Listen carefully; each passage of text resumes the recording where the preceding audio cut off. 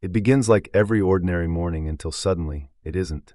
A distinguished black woman enters a courthouse, dignified, self-assured, and entirely oblivious to the violation about to be inflicted by those who swore an oath to protect.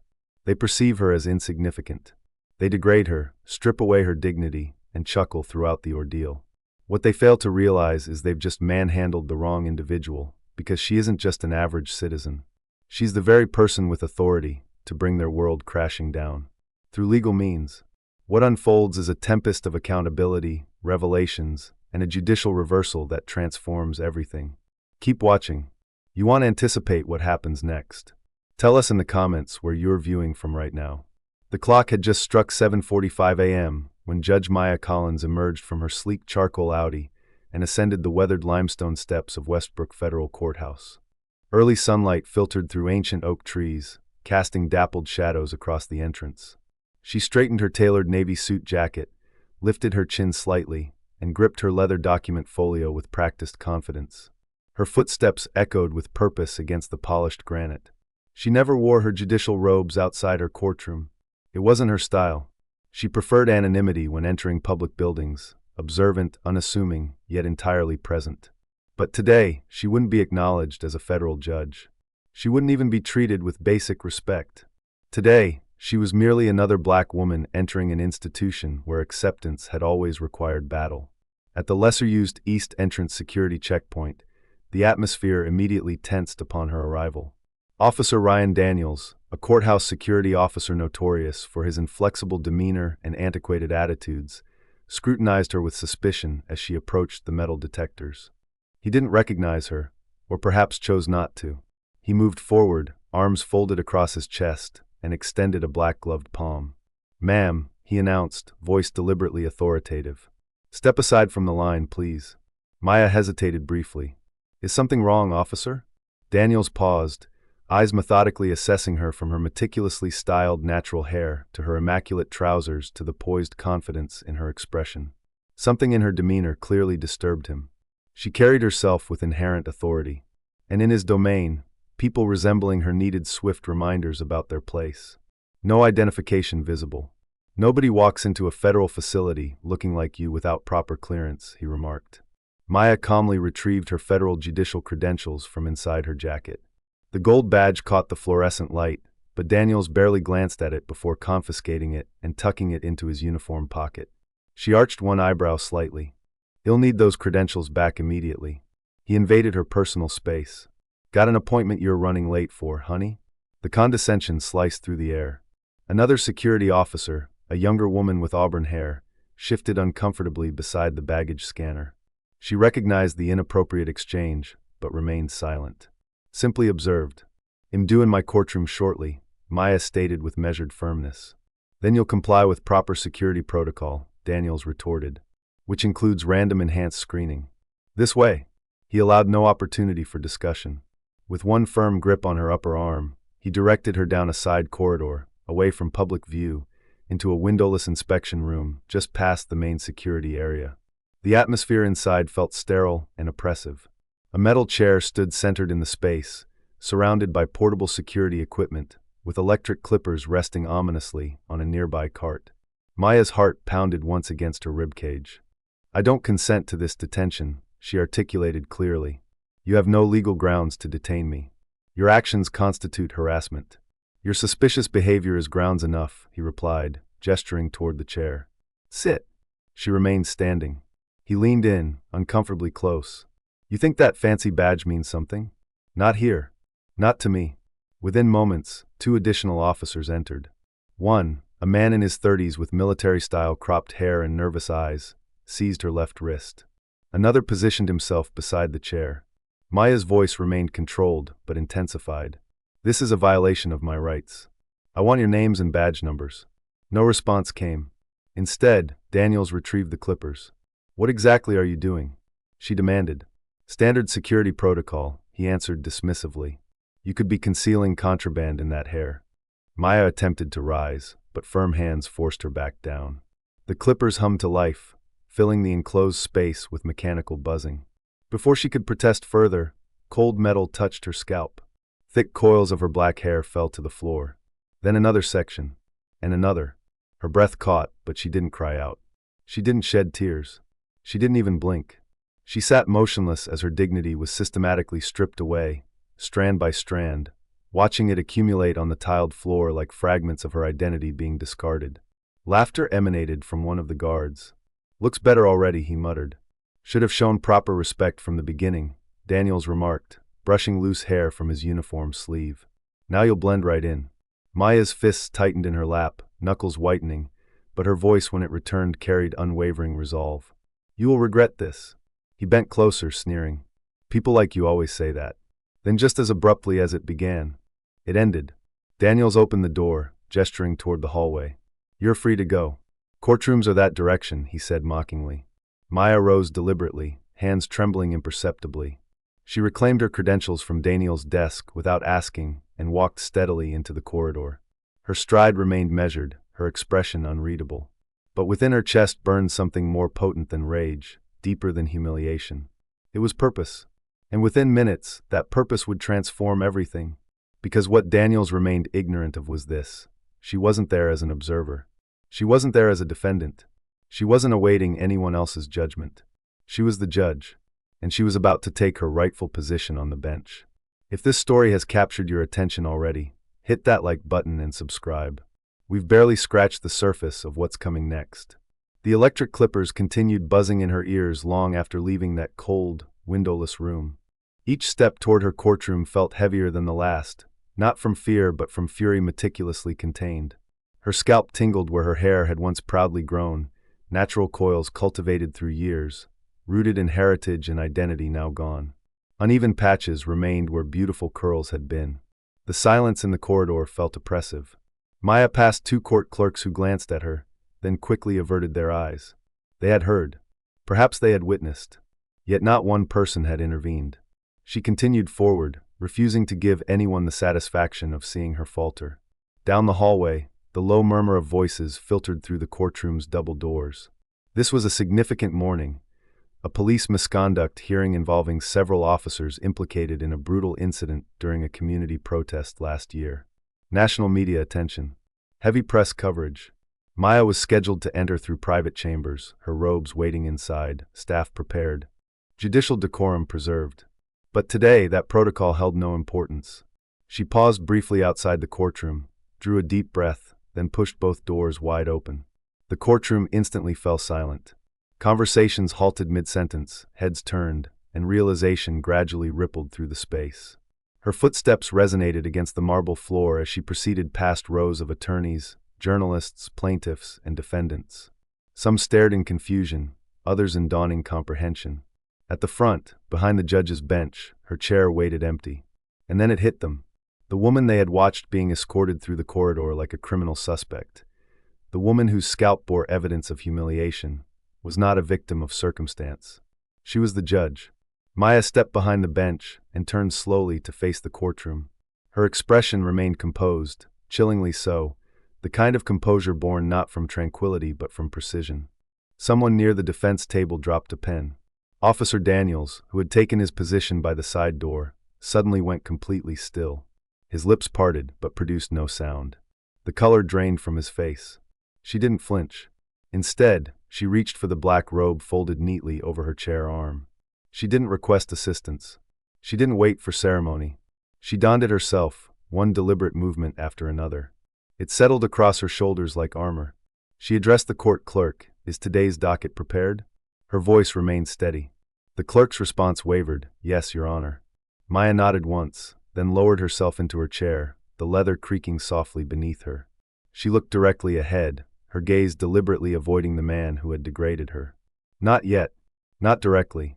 We will commence today with preliminary testimony on Case 2371F, United States versus Westbrook Police Department," she announced as if nothing unusual had occurred. "Charges include abuse of power, excessive force, and civil rights violations. Are all parties present?" A murmured chorus of "Yes, Your Honor" echoed back. The attorneys shifted uncomfortably in their seats. Some appeared shocked, others looked guilty, and several seemed angry that a black woman had dared to walk in after what they assumed would destroy her. She disregarded them all. "We will proceed." The first witness was called, an officer present during the protest incident. a man who had allegedly shoved an elderly veteran to the ground during a peaceful demonstration, fracturing 2 ribs.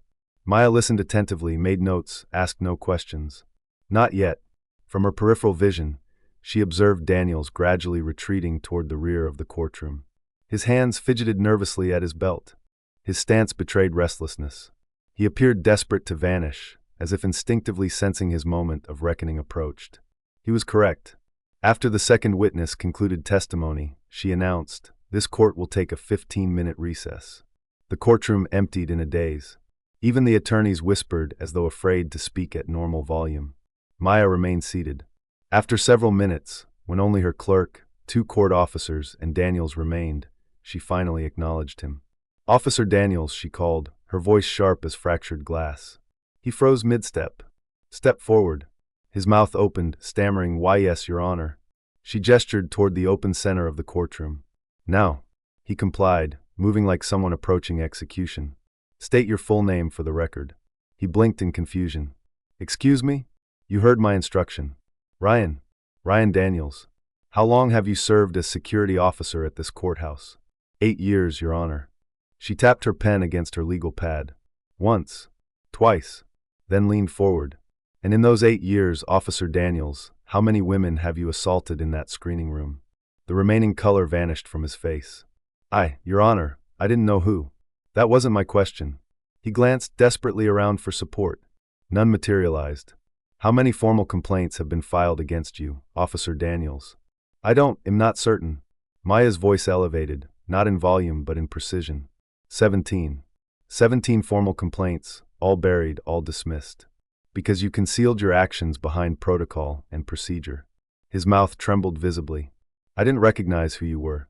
I thought—" "And therein lies the fundamental problem, doesn't it?" She interrupted, her voice fracturing the stillness.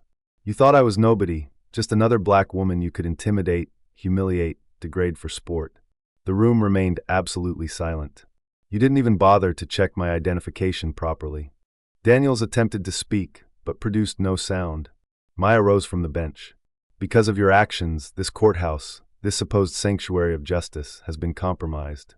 Because of your behavior, the integrity of this court is now questionable. And because you assaulted a federal judge within her own courthouse, you are now subject to criminal investigation." She turned toward the officers standing by the exit. "Effective immediately, escort Officer Daniels into custody. Separate from general population. Formal charges pending." The officers moved swiftly, handcuffs already drawn. "No, wait," Daniels shouted. "You can't do this." But he was mistaken. She already had. If you're feeling the tension building in this courtroom drama, give this video a thumbs up and share it with someone who appreciates stories of justice served. Comment below what you think happens next. The courtroom no longer felt like a courtroom. Not after what had just transpired. Officer Ryan Daniels, once a fixture of intimidation and control within those walls, was gone, escorted out in handcuffs by 2 expressionless officers. His badge surrendered, his authority stripped away, but the aftershock lingered palpably. It resonated in the silence, in the ceiling fans humming too loudly overhead, in the furtive glances exchanged between staff members who had known for years yet remained silent. Maya Collins sat back in her chair, fingers interlaced atop the bench, her judicial robe now draped across her like protective steel. There was no returning to how things were before. And truthfully, she had no desire to, because something fundamental had shifted, not just within her, but throughout the entire institution. Her clerk entered quietly, holding a fresh stack of notes. "Your Honor," she said cautiously, "the next witnesses are being prepared." Maya nodded. "How much time do we have?" "About 10 minutes. Maya gazed past her, out into the now empty gallery. Rows of wooden benches where jurors, journalists, and the public would soon return. Yet she could still sense Daniel's presence, like an oil stain on polished marble. She exhaled slowly. This day had already defied every expectation, and it was barely mid-morning. The door creaked behind her. Maya turned. A young woman entered, perhaps early 20s, glasses slightly fogged from rushing through the building. One of the law interns, Zoe, typically reserved unless directly addressed. She appeared pale. Maya offered a slight nod. "Is everything all right?" Zoe hesitated, then closed the door and stepped forward. I wanted to say I saw it," she said, voice barely audible. "What happened with Officer Daniels this morning, outside the screening room. I didn't know what to do. I should have spoken up. I was afraid. Maya didn't respond immediately. She simply studied the young woman's trembling hands. Then she said gently, "Thank you for telling me. That matters." "I didn't stop it." "No," Maya replied. "But you're speaking now. That's more than most." Zoe looked close to tears but straightened her posture and added, "If you need me to testify, I will." Maya reached across the desk and briefly placed her hand over the girl's. A momentary gesture, no words, just warmth. Then the courtroom doors opened again, this time with greater weight.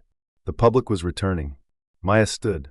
"All rise," the clerk announced, her voice steadier now. Everyone complied, even those who resented doing so. Even those who had once laughed at Daniel's inappropriate jokes behind closed doors.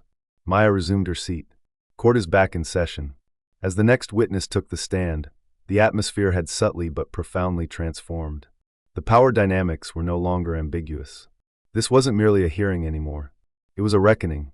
The witness was Marcus Johnson, a black father in his 40s, a construction supervisor with calloused hands and a weathered dignity in his bearing. His eyes reflected hollow determination. He testified about how his 17-year-old son had been tackled and restrained during the peaceful protest by the same officers now seated at the defense table. One had pressed a knee against the boy's neck. The teenager survived, barely, but still suffered from chronic pain and speech difficulties. That had happened 11 months ago. Marcus recounted everything: how they begged for medical assistance, how they were dismissed with "he's fine, he's exaggerating," how nobody listened. And how, when video footage eventually surfaced, none of the officers faced disciplinary action. Maya didn't interrupt once. She didn't need to, because every word the man spoke was a blade slicing through the courtroom, leaving no one untouched. When he finished, Maya leaned forward. "Mr. Johnson, thank you for your courage. I recognize this isn't easy." He nodded, voice breaking. "I just want to know that it meant something. That someone is finally listening." Maya looked at him not from the bench, not as a judge, but as someone who intimately understood what it meant to be silenced. "You have been heard," she said. Minutes later, after he walked slowly past the officers who had nearly taken his son's life, Maya called another brief recess. Her chambers were quiet, almost too quiet. She sat motionless, staring at her reflection in the mirror above the wash basin. The uneven patches where her hair had been, the raw skin visible just above her left ear. The woman in the mirror didn't resemble a typical judge. She looked like someone emerging from battle. But perhaps that's what justice truly was. Not a performance of detached authority, but a struggle for truth that she had no intention of surrendering. A knock interrupted her thoughts. Her clerk partially opened the door. "Your Honor, the Justice Department just submitted a sealed motion. They're requesting immediate escalation of charges against Daniels, civil rights violations under federal statute." Maya didn't flinch. "Good. Accept it." As the door closed, she finally allowed herself a moment. Not of relief, but of resolve. Today wasn't finished. Not remotely. Because while the courtroom had witnessed Daniel's fall, they hadn't yet seen what followed. And the genuine reckoning was still approaching. Don't forget to subscribe if you want to see more powerful stories like this one. Hit that notification bell so you never miss our new uploads. The courtroom filled again, but it wasn't the same environment anymore. Something unspoken had transformed. It hung in the atmosphere like electricity before a storm, a palpable tension that made people sit straighter, speak more quietly, and reconsider their assumptions about who truly held authority. Judge Maya Collins returned to the bench with undeniable presence. No formal announcement preceded her this time, no ceremonial introduction, just the sound of her determined footsteps against hardwood and the subtle movement of her judicial robe as she took her position. Everyone stood instinctively. She didn't speak immediately. She surveyed the room, the defendants, the media representatives, the attorneys, and the silent observers who had returned, some still visibly processing what they had witnessed earlier. They were waiting to see her next move, how far this would extend, whether this represented an isolated incident or the beginning of systematic change. She tapped the gavel once. Court is now in session. Everything settled instantly. She directed her attention to the prosecution table. "Call your next witness." The room quieted again as Captain Thomas Reynolds was sworn in, tall, athletically built, with the rigid military posture that suggested unwavering confidence in his authority. He sat down, cleared his throat, and clasped his hands in his lap. Maya observed him carefully. She recognized the type, polished, practiced, trained to present conviction regardless of truth. The prosecutor began methodical questioning. Captain Reynolds, you supervised the officers present at the demonstration on July 18th of last year, correct? Yes, that's accurate.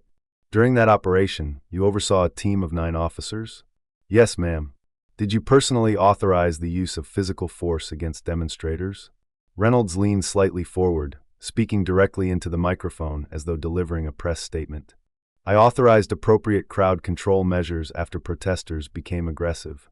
There was shouting, pushing, potentially dangerous projectiles. Were any injuries reported among your officers? No, ma'am. And injuries sustained by protesters? Minor. Primarily superficial bruising. Maya's voice cut through before the prosecutor could continue. Captain Reynolds. He turned toward her. Yes, Your Honor. Do you classify a crushed trachea as minor injury? The question suspended in the air. I well know, Your Honor. Certainly not. Maya leaned forward slightly. Then why did your official incident report characterize it as soft tissue compression consistent with resistance? Reynolds hesitated. That's standard terminology. Based on preliminary assessments. Preliminary assessments from whom? He shifted uncomfortably. I believe Officer Mercer completed that section of the report. Maya maintained unwavering eye contact. And did you review and approve that language? A pause. Then yes, Your Honor. While knowing the victim was 17 years old and unarmed. Reynolds opened his mouth, closed it, then finally answered yes. Her tone remained measured. Do you believe justice was served that day? Silence engulfed the room. I believe we followed established protocol. She reclined slightly. That wasn't my question. Reynolds cleared his throat again. With respect, Your Honor, I can't answer that. That's not my role. Maya nodded deliberately. No, it's mine. She turned to the prosecution. You may proceed. The remainder of testimony continued. Clinical, procedural, but every statement landed with heightened significance. It wasn't just about facts anymore. It was how they attempted to normalize the unacceptable, to make brutality sound procedural and reasonable. When Maya announced the day's final recess, the gallery buzzed with whispers, reporters typing frantically, activists exchanging notes. A woman near the back clasped her hands to her chest, silently mouthing thank you when Maya passed. In her chambers, she removed her robe and hung it carefully. Then she contemplated it longer than usual. How unremarkable it appeared on the hanger, so plain, so harmless. Yet outside that room, that simple garment carried immense weight. It transformed everything. When wearing it, people stood for her. They listened. They respected, sometimes feared, her authority. But mere hours earlier, wearing the same face, the same intelligence, the same inherent dignity, but without the robe, she had been assaulted and humiliated as though she were insignificant. That contradiction now resided permanently within her. It burned behind her eyes and echoed through her consciousness. A knock interrupted her reflection. Your Honor, her clerk announced, someone from the Department of Justice is requesting to speak with you. They say it's urgent. Maya straightened her posture. Send them in. A woman in a charcoal suit entered, composed and professional. She presented a sealed envelope. Judge Collins, I represent the Office of Civil Rights. I was dispatched immediately following reports about this morning's incident. Remarkably prompt response, Maya noted, unfolding the document. This courthouse is now under comprehensive federal review. What transpired in that screening room constitutes more than misconduct. It's a direct violation of Title 18, and now that we've confirmed the victim was a federal judge. She allowed the implication to stand. Maya remained silent. She didn't need to speak. The woman continued, we're initiating an immediate investigation into Westbrook District Courthouse personnel, previously submitted complaints, potential suppression of reports, and obstruction of justice. Good, Maya replied quietly. Begin with the supervisors who buried those 17 complaints against Daniels. Then examine which judges authorized dismissal. The woman nodded as though anticipating this direction. Also, Judge Collins, she added, pausing at the threshold, you should know footage from this morning has been leaked. It's appearing everywhere, major networks, social media platforms. Several members of Congress are already making statements. Maya shook her head slightly. I didn't do this for publicity. The woman smiled faintly. No, that's precisely why it matters. After her departure, Maya sank into her chair. Beyond her door, defense attorneys were gathering for final arguments. She could hear their movements, the anxious shuffling of papers, the urgent whispers between counsel. The confrontation wasn't over. But she was prepared. Because today wasn't solely about exposing one racist security officer. It was about revealing an entire corrupted system. And the unraveling had only begun. If this story of courage and accountability resonates with you, make sure you're subscribed to our channel. We bring powerful narratives like this every week. What unfolded over the subsequent days would later be described as the Collins effect, when justice finally found its proper voice in Westbrook County. The investigation expanded beyond Daniels to encompass the entire courthouse security apparatus, revealing a pattern of abuse stretching back over a decade. 17 victims came forward, then 32, then over 50, each with similar stories of humiliation, unnecessary searches, and degradation. Most were people of color. All had remained silent, believing the system would never listen. Maya established what became known as the Collins Protocol: mandatory anti-bias training, psychological evaluations, transparent complaint procedures, and most importantly, accountability at every level of the judicial system. No exceptions, regardless of rank or position. When she testified before the Senate Judiciary Committee 6 months later, her hair had grown back, short, styled, dignified, a deliberate choice to never forget, to transform violation into strength. Justice isn't a concept, she told them, cameras flashing throughout the chamber. It's a practice. It's what we do when faced with difficult truths. It's how we respond when the powerful abuse their position. It's the courage to stand up not just for ourselves, but for everyone who comes after us. As for Officer Ryan Daniels, he received the maximum sentence possible under federal law: 8 years imprisonment for civil rights violations, abuse of authority, and obstruction of justice. From his prison cell, he watched Judge Maya Collins become a symbol of reform across the country. Sometimes, justice arrives in unexpected ways. Sometimes, those meant to be silenced become the voice an entire system desperately needed to hear. And when Maya Collins returned to her courtroom after testifying in Washington, something had fundamentally changed. It wasn't just the new security protocols, or the restructured reporting system, or even the diverse faces now manning the entrance checkpoints. It was the understanding, written nowhere but understood everywhere, that dignity wasn't a privilege to be granted or withheld based on appearance or status or race. It was a right, immutable, non-negotiable, and finally, truly protected by law. If this story moved you, please share it with someone who needs to hear it. Subscribe to our channel for more powerful stories of justice and transformation. Because change doesn't just happen in courtrooms, it begins with us right here, right now.